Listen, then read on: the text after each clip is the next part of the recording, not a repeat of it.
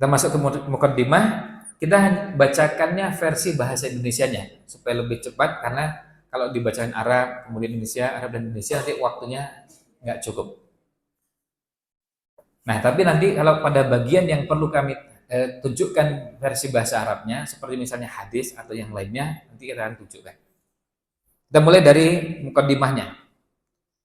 Nah, mukaddimah ini, karena mukaddimah sering menggunakan bahasa Arab, maka kadang-kadang justru kita dapati ada yang menyebutkan bahasa Arabnya tanpa diterjemahkan.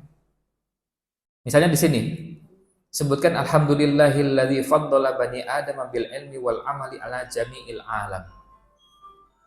Wassalatu wassalamu ala Muhammadin sayyidil arabi wal ajab.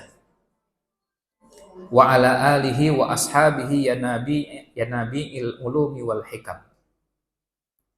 Yang menarik dari muqaddimah atau hamdalah yang beliau tulis ini, beliau menggunakan kalimat bersajak, semuanya berakhiran mim. Saya ulang lagi. Saya akan bacakan berhenti di bagian yang berakhiran mim. Alhamdulillahilladzi faddala bani Adam bil ilmi wal amali ala jami'il alam. Wassalatu wassalamu ala Muhammadin sayyidil arabi wal ajam. Wa ala alihi wa ashabihi ya nabi'il ulumi wal hikam. Nah, kebiasaan ulama mengawali dengan kalimat-kalimat bersajak ini banyak contohnya. Dari ulama dulu maupun ulama sekarang. Dan ini bisa dicontoh meskipun tidak menjadi kewajiban, artinya tidak harus bersajak. Nah, kemudian kita masuk ke halaman 16, kita mulai lihat wa ba'du. Biasanya kalian tulis amma ba'du atau wa ba'du, itu sama. Ketika saya perhatikan, nah ini lihat, beliau menjelaskan latar belakang kenapa beliau menulis buku ini.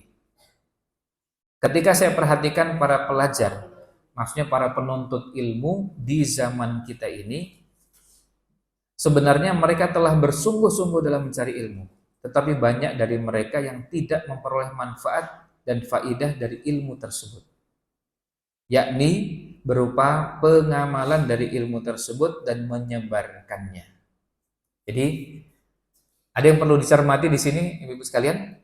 Ada dua yang beliau sampaikan setelah kita belajar, yaitu apa? Mengamalkan dan menyebarkan. Jadi setelah diketahui, ilmu itu bukan cuma sekedar jadi pengetahuan, wawasan, wacana, tapi apa? Diamalkan dan disebarkan. Diamalkan dan diajarkan. Nah, kemudian kata beliau, ini ada orang yang sudah belajar sungguh-sungguh tapi tidak mendapatkan hasil yang seperti yang diharapkan.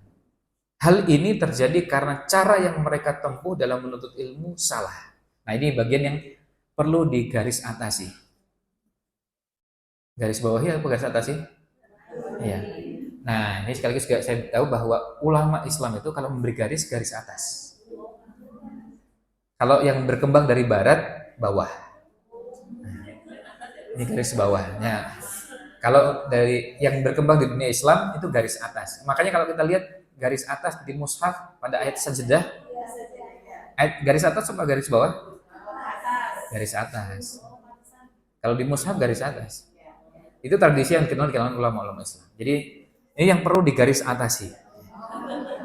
Ya. Ya biar sekalian kenal ya. Ya tapi nggak apa-apa lah. Kalau sebenarnya nggak apa-apa juga garis bawah ya. Ini nggak sampai pada tingkat berdosa gitu ya. Tapi biar kita kenal ulama-ulama Islam seperti apa. Nah, di sini kita lihat hal ini terjadi karena cara. Nah, ini yang perlu digaris atasi adalah pada caranya. Cara yang mereka tempuh untuk menuntut ilmu itu salah. Nah, itu. Paling tidak kata kuncinya cara dan salah itu. Jadi cara menuntut ilmu yang salah.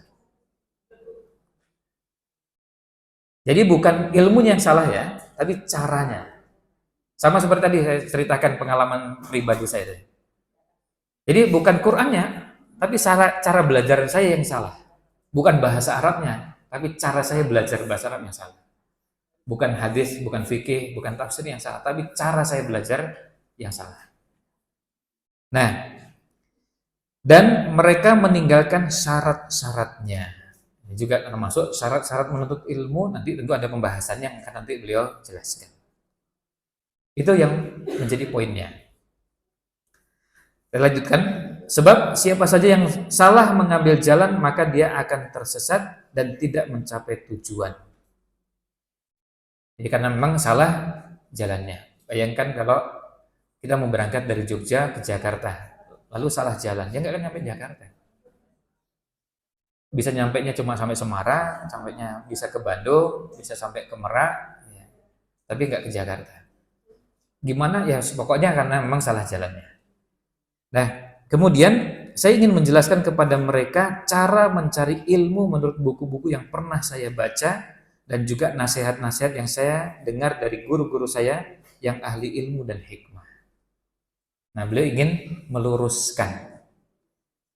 Saya berharap semoga orang-orang yang menyukai tulisan ini dan orang-orang yang tulus ikhlas agar mendoakan saya supaya mendapatkan kesuksesan dan keselamatan di akhirat. Setelah saya beristikharah kepada Allah, maka saya memberi judul tulisan ini dengan Ta'limul Muta'alim Thariqut Ta'allum. Ini latar belakangnya. Nah, kemudian berikutnya kita lihat di halaman 18. Kitab ini saya jadikan 13 pasal.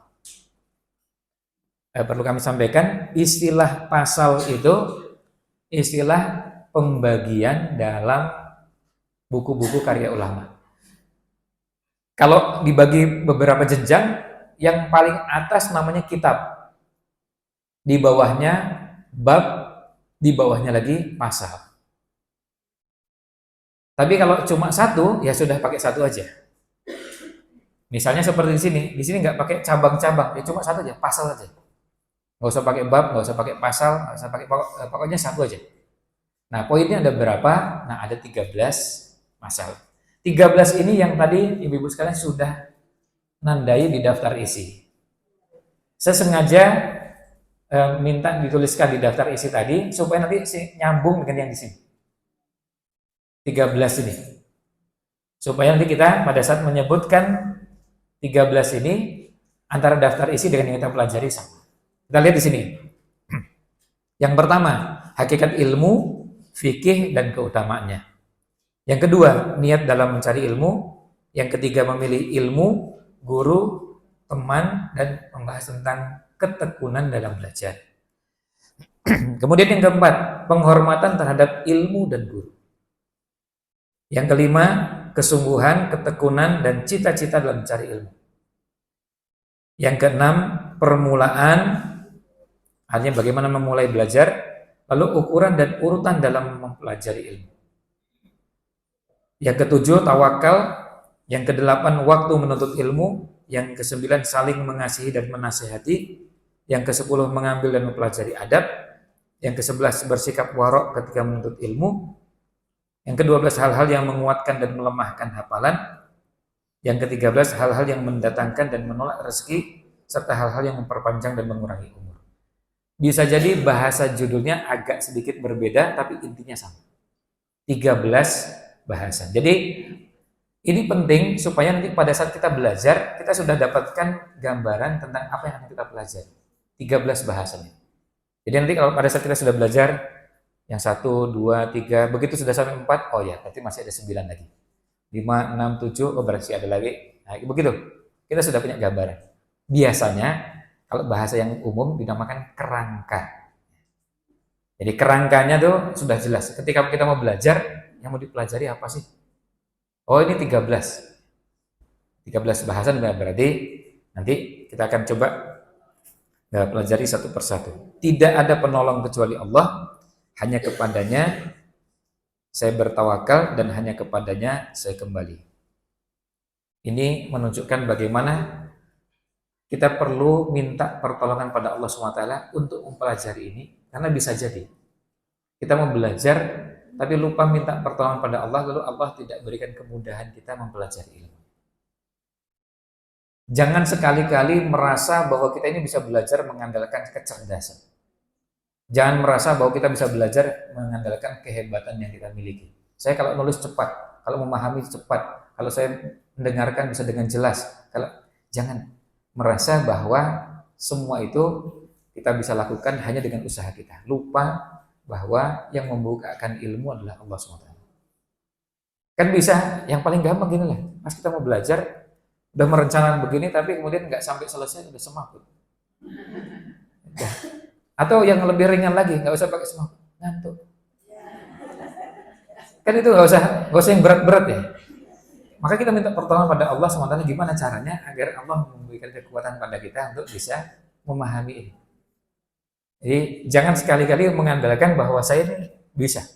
Saya kuat baca, saya kuat mendengarkan, saya kuat menyimak, saya kuat mencatat, dan saya yang lain. Jangan lupa itu semua kalau tanpa pertolongan Allah SWT nggak ada apa-apanya. Kan bisa tiba-tiba hilang semua kehebatan dan kekuatan itu dengan, bayangkan kalau tadi cuma ngantuk aja langsung hilang semua deh. Meskipun pematerinya sehebat apapun, kemudian canggihnya secanggih apapun, nggak ada gunanya kalau ngantuk. Ya. Nah ini sekaligus nyindir yang sudah mulai ngantuk, gitu ya.